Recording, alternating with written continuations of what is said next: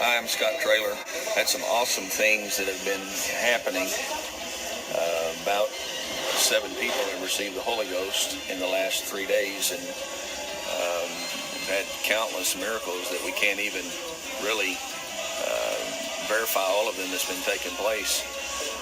Just one of them that took place was a young boy who the school systems where he was going was trying to get his family and his mother to put him on an ADD medicine for attention deficit disorder. But God healed him the other evening and delivered him from that, and we're just thankful for what God's done for him. There's another lady who, her name was Reba, was in our services with us the other evening, and Brother Ashcraft began to minister to her about some things concerning her back, and the Holy Ghost came on her, and she began to speak with tongues. And immediately at the end of the service, when we asked for people who had been healed, she raised her hand. She wanted everybody there to know that God had touched her that night. It wasn't just a healing, it was a miracle that had taken place.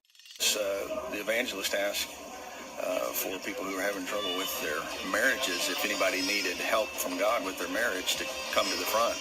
Probably there were several that needed to come, but only one couple came up there. But as God began to reveal to them through the minister what was going on in their marriage and their life, they received faith, and the Holy Ghost came on them, and they started dancing in the Spirit, and the Holy Ghost fell in that place. It was obvious that God was doing something for them. And later, the young man in the marriage came to me and told me, he said, that preacher told me everything that had gone on in our life in the last few weeks. He said, I know that had to be God.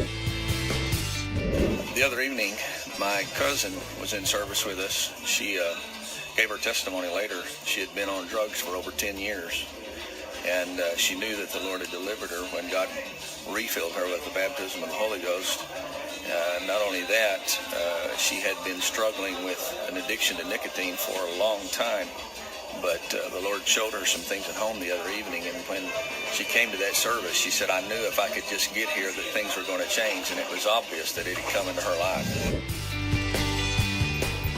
Monday afternoon, there was a young man that hitchhiked all the way from South Mississippi to our area there in Brooklyn, Arkansas, and just came to church with some of his family.